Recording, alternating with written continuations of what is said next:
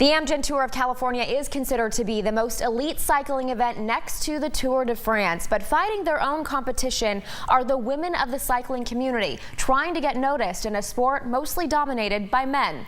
This Mother's Day, though, women cyclists will be making history here in California. Ready to climb? I'm ready to climb.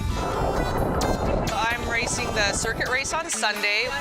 I hope it's not this windy. I have the amazing opportunity to be able to do the amateur version of the time trial. You're gonna do really well. Compared to their male counterparts, these ladies' frames might be built a little smaller. The harder, the better. Their time behind the handlebars might be stretched a little thin. When I'm out training, there is no dilly-dally. It's out, get the workout done, and get home. But these women know just as well as any man You better be drooling, you're riding so hard. what it's like to be a fierce competitor. You better be doing to crush souls.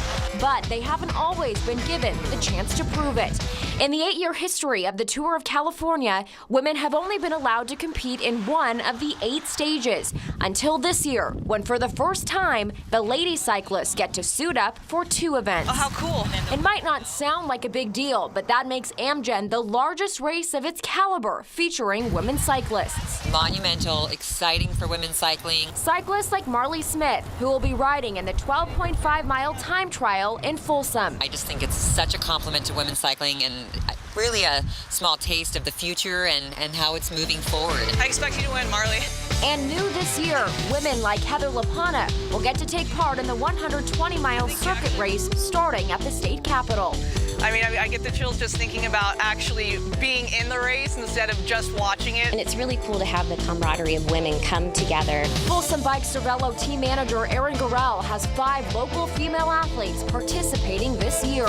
We are fiercely competitive ourselves, but we just kind of have the juggling act of being a mom, having a job, yet still being able to get that competitiveness. But you have to wonder, why is it that in 2014, women still aren't considered equal in this sport? It's not that they're not as strong as the men or they can't, race a good race like the men do. They just, at this point in time, aren't bringing the drop. But when given the opportunity, she says, the cycling world will see.